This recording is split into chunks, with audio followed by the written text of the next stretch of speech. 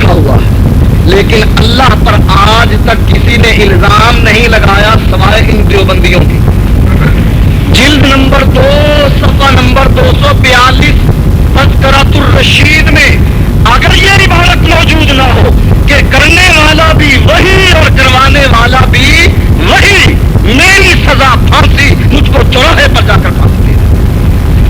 اور اگر یہ حوالہ موجود ہو، تجھے اپنا عقیدہ بدلنے کی ضرورت ہے کہ نہیں؟ کس کو مواحد سمجھتا ہے؟ رنڈی نے یہ بیان سن کر کہا، کہنے لگی میں روسیا ہوں، بدکار ہوں، گنہگار ہوں، لیکن تجھ جیسے پیر کے منہ پر میں پیشاب بھی نہیں کرتا۔ یہ کہا اور رنڈی چل دی۔ بتاؤ اس پیر دیوبندی پیر سے رنڈی بہتر تھی یا وہ پیر بہتر تھی؟ یہ ہے ان کا عقیدہ وحدت الوجود کا، کہ کرنے والا بھی وہی اور کروانے والا بھی، چور بھی وہی اور چوری کرنے والا اور کروانے والا بھی، ایس ایچ او بھی وہی اور پٹنے والا بھی۔ ان سے گفتگو اس عقیدے پر ہونی چاہیے، ہماری سادگی ہے۔ یہ ان کی کتاب عقائد علماء دیوبند، جس کو المحنت کے نام سے لوگ جانتے ہیں، ان کی اپنی چھپی ہوئی عقائد علماء دیوبند، اس میں ایک تو اس شخص کو جس کا عقیدہ فرعون کے عقیدے سے بھی برا تھا، ابن عربی، جس کو کہتے ہیں شیخ الاکبر محی الدین، دین کا احیاء کرنے والا سب سے بڑا شیخ، وہ شیطانی شیخ تھا، رحمانی نہیں۔ اس کو ایک تو اس کی تعریفوں کے پل باندھتے ہیں جی، جو یہ کہا کرتا تھا کہ جو گائے کو پوجے وہ بھی رب کو پوجے، جو پتھر کو پوجے بت کو پوجے وہ بھی رب کو پوجے، اور جو رب کو پوجے وہ بھی رب کو پوجے، سب کا ایمان برابر۔ ایک تو اس کی تعریف، وہ تو چھوڑیے، پھر اپنے عقیدے کا اظہار۔ سوال ہوا خلیل احمد سہارنپوری سے، علماء دیوبند سے، اس پر دستخط موجود ہیں علماء دیوبند کے۔ سوال یہ ہوا کہ کیا کہتے ہو کہ بزرگوں کے سینوں سے اور بزرگوں کی قبروں سے فیض حاصل کیا جا سکتا ہے کہ نہیں؟ کیا جواب تھا اہل توحید کا، مواحد لوگوں کا کیا جواب ہونا چاہیے تھا؟ قبر مٹی کا ایک ڈھیر ہے، مٹی کے ڈھیر سے کوئی فیض نہیں مل سکتا، مٹی کے ڈھیر سے شفا نہیں مل سکتی، مٹی کے ڈھیر پہ دفن ہونے والے کو داتا نہیں کہا جا سکتا، نہ گنج بخش نہ فیض بخش۔ مر گیا، اس کے جسم کو کیڑے کھا گئے، اب یہاں سے فیض حاصل نہیں کیا جا سکتا۔ جواب کیا ہے دیوبندیوں کا؟ کہتے ہیں بزرگوں کے سینوں سے بھی فیض حاصل کیا جا سکتا ہے اور قبروں سے بھی فیض حاصل کیا جا سکتا ہے۔ بتاؤ بریلویوں میں اور ان میں کوئی فرق رہا؟ زکریا صاحب لکھتے ہیں محبت نامی کتاب میں، کہتے ہیں دی گئی منصور کو پھانسی ادب کے ترک پر۔ منصور نے کیا کہا تھا؟ کہا تھا انا الحق، میں ہی خدا ہوں۔ جیسا کہ شمائم امدادیہ میں حاجی صاحب لکھتے ہیں، کہتے ہیں ایک وحدت الوجود کے ماننے والے کو یہ مواحد کہتے ہیں کہ یہ توحید کے ماننے والا ہے۔ کہتے ہیں ایک مواحد کو کہا گیا کہ اگر اللہ بھی وہی، بندہ بھی وہی، انسان بھی وہی، حیوان بھی وہی، تو یہ پخانہ پڑا ہے اس کو کھا لو، اور یہ حلوہ پڑا ہے اس کو کھا لو، کیونکہ سب چیز بھی وہی۔ حاجی صاحب لکھتے ہیں کہ اس آدمی نے بس شکل سور پخانہ کھا لیا اور بشکل انسان حلوہ کھا لیا، اور ثابت کر دیا کہ ساری چیزیں ایک ہی ہیں، کوئی فرق نہیں۔ حاجی صاحب لکھتے ہیں کہ ایک ہاتھی پر ایک شخص سوار فیل باندھ چلاتا چلا رہا تھا، بچ جاؤ ہاتھی ہے کچل دے گا۔ ایک وحدت الوجود کا ماننے والا کہنے لگا مجھ کو اس سے کیا ڈر، میں بھی وہی اور ہاتھی بھی وہی، مجھ میں اور اس میں کوئی فرق نہیں، میں بھی رب یہ بھی رب، رب کو رب سے کیا ڈرنا۔ ابھی یہ کہہ ہی رہا تھا کہ ہاتھی آیا اور اس کے اوپر چڑھ گیا اور اس کو اپنے قدموں تلے رون ڈالا۔ اسی حقیقت کا اظہار زکریا صاحب اپنی محبت نامی کتاب میں لکھتے ہیں، منصور کا واقعہ جب اس نے کہا انا الحق، میں ہی اللہ ہوں، تو علماء نے فتویٰ دیا اس کو سولی پر چڑھا دو۔ زکریا صاحب کہتے ہیں دی گئی منصور کو پھانسی ادب کے ترک پر، تھا انا الحق حق، لیکن ایک لفظ گستاخانہ تھا۔ منصور کا انا الحق کہنا بالکل صحیح تھا۔ اور ایک اور واقعہ بیان کرتا ہوں، جو ملتان کے سعید احمد، ان کے بہت بڑے عالم گزرے ہیں، فوت ہو گئے ہیں۔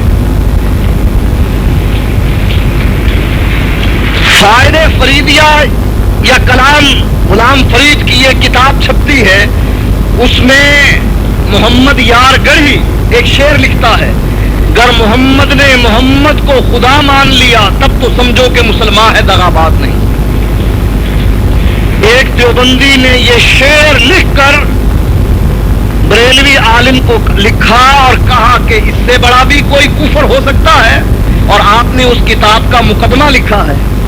اب وہ بریلوی عالم جواب دیتا ہے، کہتا ہے اگر یہ کفر ہے تو قاسم نانوتوی بھی کافر، زکریا بھی کافر، امداد اللہ مہاجر مکی بھی کافر، رشید احمد گنگوہی بھی کافر، ابن عربی بھی کافر، سارے بزرگ جتنے گزر گئے جو وحدت الوجود کو مانتے تھے وہ بھی کافر اور ہم بھی کافر۔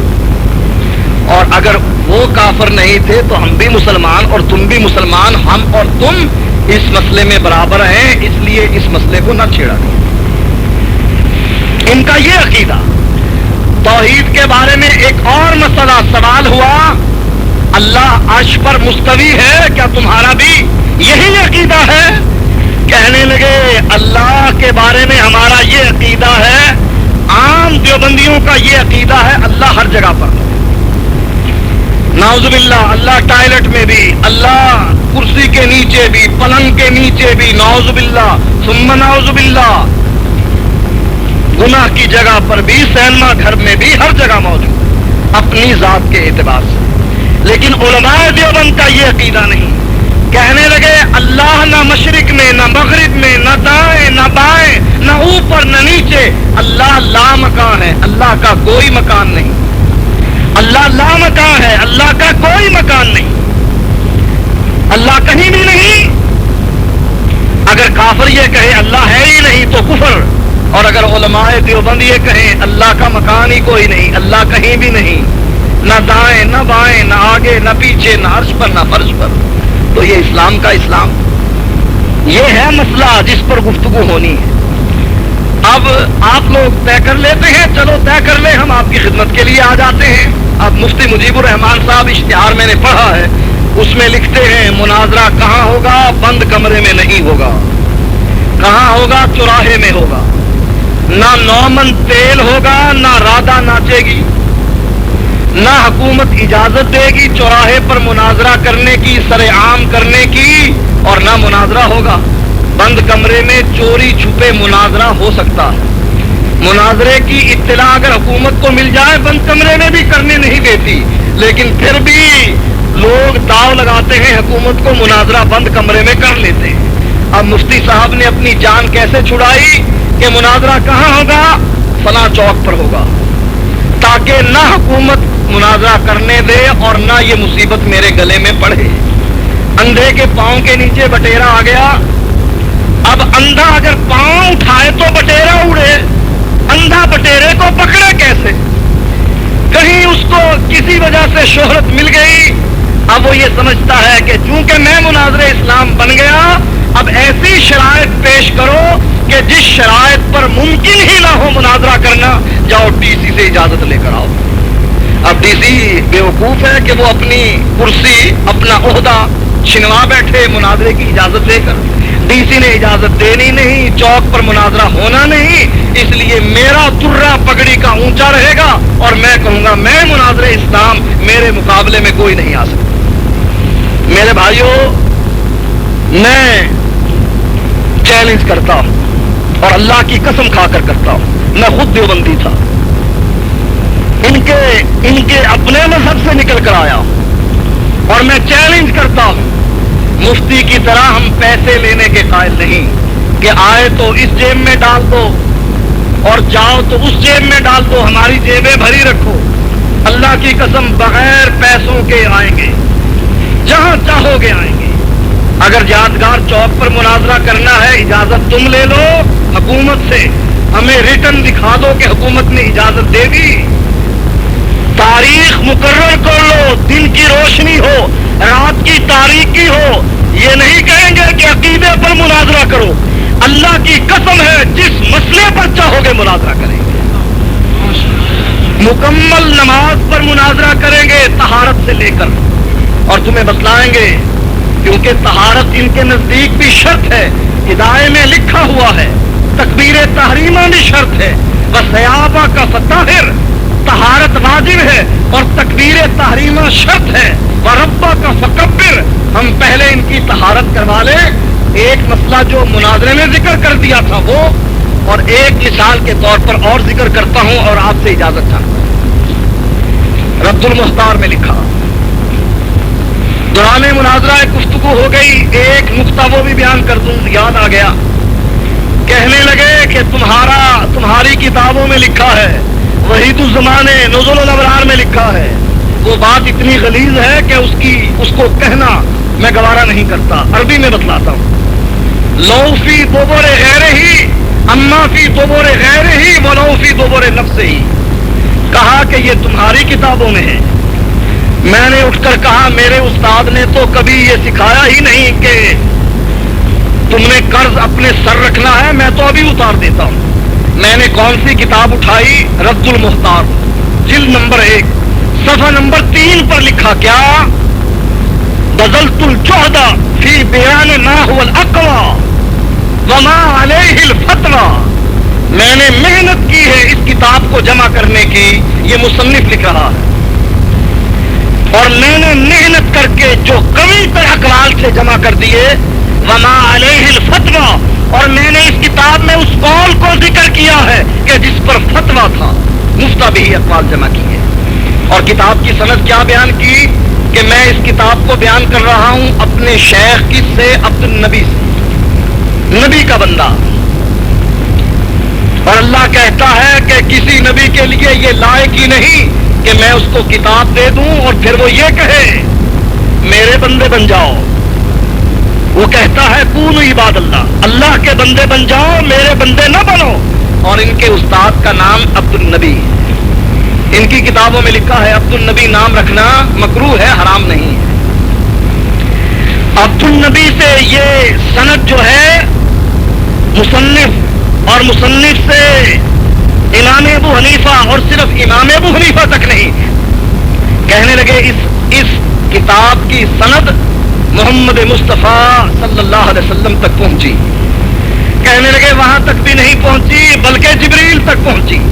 ان جبریل ان اللہ الواحد القہار، یہ رب نے آسمان سے جبریل کے ذریعے محمد الرسول اللہ پر اتاری، اس کتاب کا حوالہ دیا۔ اس کتاب میں لکھا ولو اما فی دبر غیرہ ولو فی دبر نفسہ، غسل واجب نہیں ہوگا۔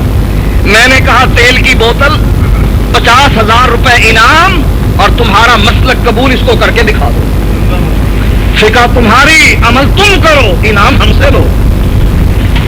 حوالہ آخری جو میں آپ کو بتانا چاہتا تھا طہارت کے مسئلے پر، کہتے ہیں کتے کو ذبح کرو، چھوٹے گوشت کی کمی کو پورا کرنا، حکومت بیوقوف ہے۔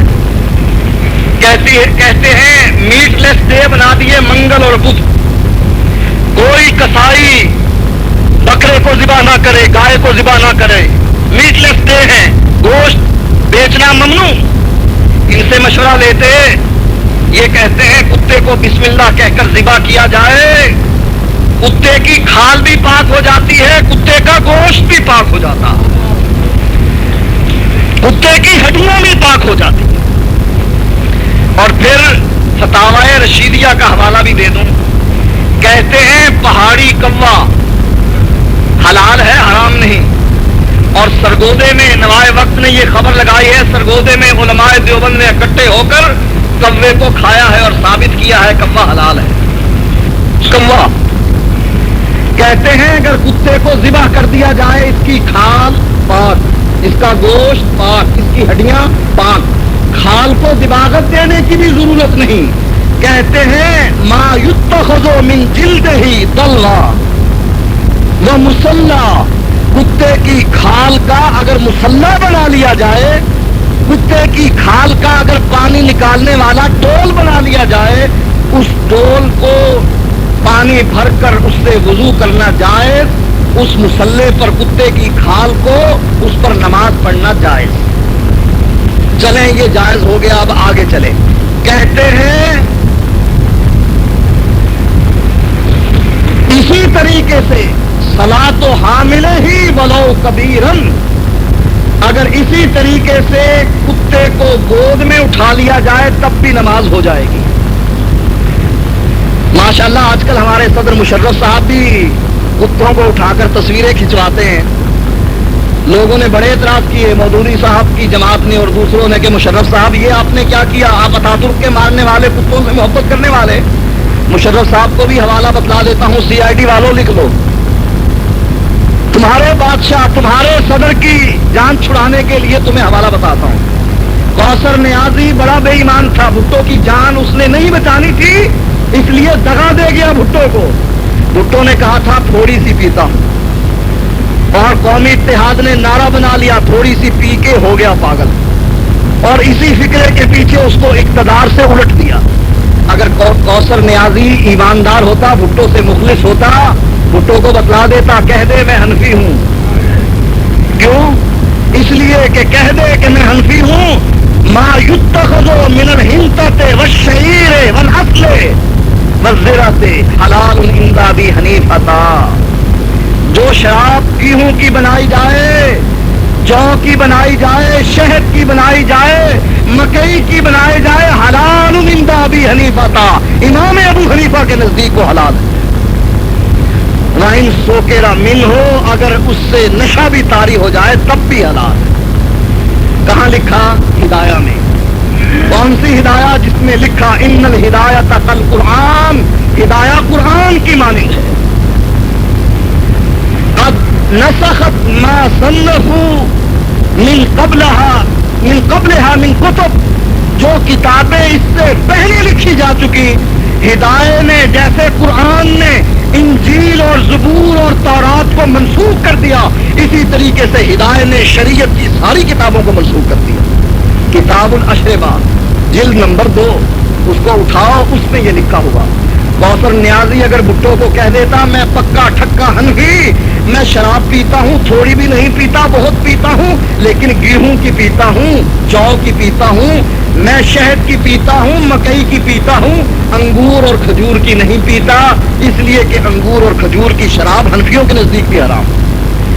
اسی طریقے سے سی آئی ڈی والوں لکھ لو اور مشرف کو بتلا دو, اور اس کو کہہ دو کہ کہہ دے کہ ہم حنفی ہیں, میں حنفی ہوں. جب تم یہ کہتے ہو کتے کو گود میں اٹھا کر اگر نماز پڑھ لی جائے تو نماز ہو جاتی ہے, میں تو نماز سے باہر کتے کو گود میں اٹھاتا ہوں. اسی کتاب میں لکھا ہوا کہ اگر کف بڑی ہے, اس کف کے اندر کتے کے بچے کو بند کر لیا جائے, لیکن شرط یہ ہے اس کے منہ کو بھی باندھ دیا جائے تاکہ اس کی رالیں کپڑے پر نہ گرے. کہتے ہیں کتے کے بچے کو وہ کف کے اندر, بازو کے اندر داخل کر کے اٹھا کر نماز پڑھا جائے, نماز جائز. یہ ہے پاکی ان کی. رکھو مناظرہ پاکی پر, انشاءاللہ جب تک تمہاری پاکی نہیں کر لیں گے آگے نہیں چلنے دیں گے. نماز کا اختتام کرتا ہوں اور تقریر کا بھی اختتام کرتا ہوں, جو میں نے اپنے مناظرے میں اختتام کیا. کہتے ہیں بقدر تشہد اگر بیٹھ کر ہوا نکل گئی, کہتے ہیں وضو ٹوٹ گیا, نماز ٹوٹ گئی. توضا وسلم, وضو کرے اور دوبارہ آ کر سلام کہے. کیوں؟ ہوا جو نکل گئی. پھر کہتے ہیں وَإِن تَعَمَّدَ الْحَدَثَ فِي هَذِهِ الْحَالَةِ, اگر کوئی کڑکا کے پاد مار دے, امام بھی اور مقتدی بھی مؤذن بھی. دیوبندیوں تحفہ لے کر جانا ہم سے, تم نے ان سے گالیاں سنی, ہم سے اپنی فقہ کے مسئلے سن لو, شرماؤ نہیں. کہتے ہیں کہ اگر کڑکا کے پاد مار دے، امام ہو، مؤذن ہو، مقتدی ہو. فرض کرو اگر سارے ہی اس سنت پر عمل کرنے لگ جائیں، یہ لینٹر تو ٹوٹ جائے گا کم از کم. کہتے ہیں اگر جان بوجھ کر کڑکا کے بعد مارے تمت صلاۃ ہو، نماز پوری پکی ٹھکی. کوئی حوالہ اگر مانگے، حوالہ دینے کے لیے تیار. کس کتاب کا؟ ان الہدایۃ کل قرآن، اسی کتاب کا حوالہ. لوگوں، ہمارا مسلک آپ نے علماء سے سن لیا، مجھ سے کچھ چبھتی ہوئی باتیں سن لی، کوئی ہنسی مذاق سن لیا. ہم بھی مجبور تھے، ہمیں جب گالیاں پڑتی ہیں ہم گالیوں کا جواب گالیوں میں تو نہیں دیتے، لیکن ہمارا حق بنتا ہے کہ تمہاری تصویر تمہیں دکھا دیں. آئینہ جو تم کو دکھایا تو برا مان گئے. ہم نے تمہاری کتابوں کا حوالہ، ہمارا مسلک آپ نے علماء سے سنا، ہماری دعوت آپ کے سامنے ہے. بتاؤ، اللہ کی توحید کو ماننا، محمد صلی اللہ علیہ وسلم کی رسالت کو ماننا، یہ گناہ کا کام ہے؟ ہماری دعوت آپ کو کیا ہے؟ اللہ کی مانو، اللہ کے نبی کی مانو. تیسرا کائنات میں کوئی پیدا ہی نہیں ہوا کہ جس کی مانی جائے. تمہاری دعوت کیا؟ امام ابو حنیفہ کی مانو. صرف امام ابو حنیفہ کی نہیں، پھر قاسم نانوتوی کی مانو، رشید احمد گنگوہی کی مانو، اشرف علی تھانوی کی مانو. پھر اس کی بھی نہیں، پھر معین الدین چشتی کی مانو، قادری کی مانو، نقشبندی کی مانو، سہروردی کی مانو، رضوی کی مانو. پتہ نہیں کہاں کہاں سجدہ کرواتے ہیں. وہ دعوت بہتر جس دعوت پر عمل کر کے ابو بکر فی الجنہ، عمر فی الجنہ، عثمان فی الجنہ، علی فی الجنہ، طلحہ فی الجنہ، زبیر فی الجنہ، سعید فی الجنہ، سعد فی الجنہ، ابو عبیدہ بن جراح فی الجنہ، عبد الرحمن بن عوف فی الجنہ. یہ جنتی کیسے بنے؟ خدیجہ جنتی کیسے بنی؟ آسمان سے جبریل آیا، خدیجہ کھانے کے لیے اپنے آقا، اپنے شوہر کے لیے سامان لے کر آئی. جبریل نے رب کا پیغام سنایا محمد الرسول اللہ کو. کیا پیغام تھا؟ یہ خدیجہ آ رہی ہے، اس کو کہہ کہ اس کا رب اس کو سلام کہتا، اور اس کو خوشخبری دے دے کہ اللہ نے اس کے لیے جنت میں موتی کا محل تعمیر کیا. یہ عشرہ مبشرہ خدیجہ، فاطمہ رضی اللہ تعالی عنہا، بلال، عمار، یہ سارے حنفی تھے. حنفیت پر عمل کر کے جنت میں گئے. شافی تھے، دیوبندی تھے. 150 سالہ ابو بکر نے 150 سالہ جشن منایا تھا. عمر نے، عثمان و علی نے رضوان اللہ علیہم اجمعین. یہ جنتی کیسے بنے؟ اللہ کے نبی نے ایک قانون بتلایا، من اطاعنی دخل الجنہ، جو میرے پیچھے چلا وہ جنتی ہے. اور بتلایا ومن عصانی فقد ابا، جس نے میرا راہ چھوڑا وہ جہنمی ہے، چاہے میرا سگا چچا ابو طالب ہی کیوں نہ ہو. کیا کہا؟ یا عم قل لا الہ الا اللہ احاج لک بہ عند اللہ. چچا لا الہ الا اللہ کیوں نہیں پڑھتا؟ بلال جنت میں جاتا ہے، ابو قحافہ کا بیٹا جنت میں جاتا ہے، خطاب کا بیٹا عمر جنت میں جاتا ہے، ذوالنورین جنت میں جاتا ہے، تیرا اپنا بیٹا علی جنت میں جاتا ہے. یا عم قل لا الہ الا اللہ، چچا لا الہ الا اللہ تو کہ قیامت کے دن رب کے دربار میں اٹھ کر میں کہوں گا میرے چچا نے بھی لا الہ الا اللہ پڑھا تھا، اور اے اللہ تو نے کہا تھا من قال لا الہ الا اللہ دخل الجنہ. چچا تو لا الہ الا اللہ پڑھ، جنت میں داخل رب سے کروانا میری ذمہ داری ہے، کیونکہ رب نے قانون بتلا دیا. اسی قانون پر عمل کرتے ہوئے، اور حبشی بلال جنت میں جا سکتا ہے تو میرا چچا قریشی ہونے کے باوجود جنت میں نہیں جا سکتا. چچا نے کہا فاخترت النار علی العار، بتیجے تیرا دین سچا، تو سچا، سارے ادیان میں تو سچا، لیکن آج میں نے اس ملامت کے مقابلے میں رب کی بھڑکتی ہوئی آگ کو قبول کیا. اموت علی دین عبد المطلب، میں تیرے دین پر نہیں اپنے باپ دادا کے دین پر مرتا ہوں. محمد الرسول اللہ صلی اللہ علیہ وسلم نے فرمایا قیامت کے دن میرے چچا کو آگ کی 2 جوتیاں جہنم میں پہنائی جائیں گی، جس سے اس کا دماغ ایسے کھولے گا جیسے چولہے پر ہڈیاں کھولتی. آپ نے کیا فرمایا؟ ومن عصانی فقط ابا، جس نے میری راہ چھوڑی وہ جہنمی ہے، جنت میں نہیں جا سکتا. بتاؤ جنت میں جانا ہے تو کس کے پیچھے چلو؟ محمد الرسول اللہ کے. جنت کو کس نے دیکھا؟ محمد الرسول اللہ نے. جنت کے دروازے کو کس نے کھٹکھٹایا؟ آمنہ کے لال محمد الرسول اللہ نے. जन्नत के दरवाजे को क़यामत के दिन कौन खुलवाएगा? मोहम्मदुर रसूलुल्लाह। इमाम अबू हनीफा भी जन्नत के दरवाजे को खुलवाएगा।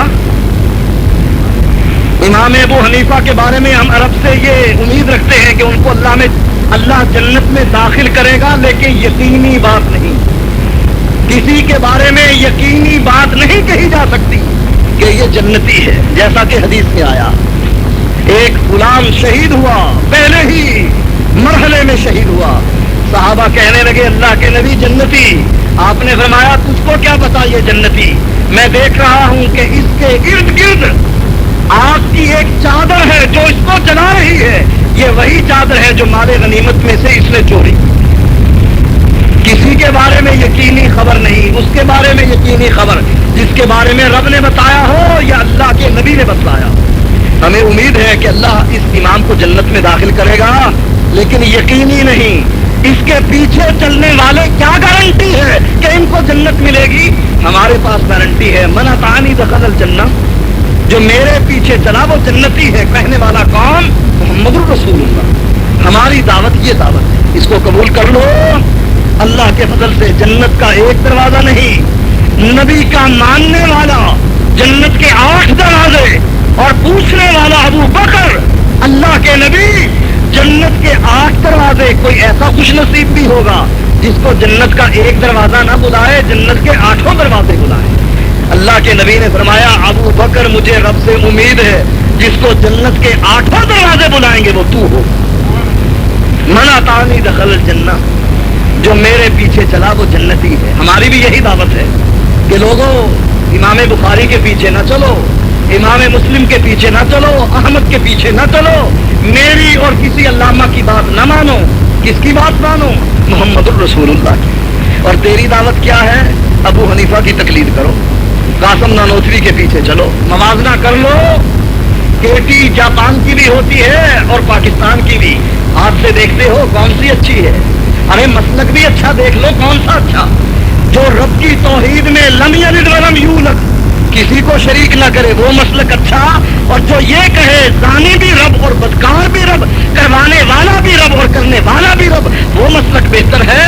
जो ये कहे इंसान भी रब, हैवान भी रब, नाउजुबिल्लाह कुत्ता भी रब, खिंजीर भी रब, नबातात भी रब, जमादात भी रब, हर रंग में वही है, वो मसलक अच्छा। जो ये कहे लम यलिद व लम यूलद, ना उसकी बीवी ना उसका बच्चा, वो मसलक बेहतर। जो मोहम्मद रसूलुल्लाह की दावत दे वो मसलक बेहतर है। जो इमाम अबू हनीफा की दावत दे मवाजना तुम कर लो। और जहां तुम्हारा दिल ठुकता है, हमने आजाद पैदा किया। अल्लाह कहता है आजाद हो तुम, इम्मा शाकिरम व इम्मा कफूरा, फरीकुम फिल जन्नत व फरीकुम फिस सईर। एक ग्रोह जन्नत में जाने वाला, एक ग्रोह जहन्नम में जाने वाला। व आखिर